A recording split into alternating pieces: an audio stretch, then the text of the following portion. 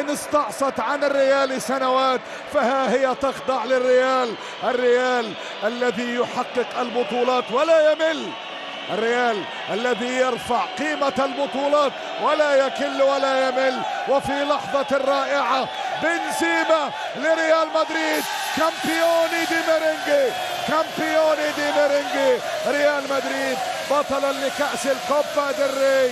هنا في هذه النسخة أنشيلوتي ورفاقه بنزيما وأصدقائه على هذه اللقطة وعلى هذه الفرحة.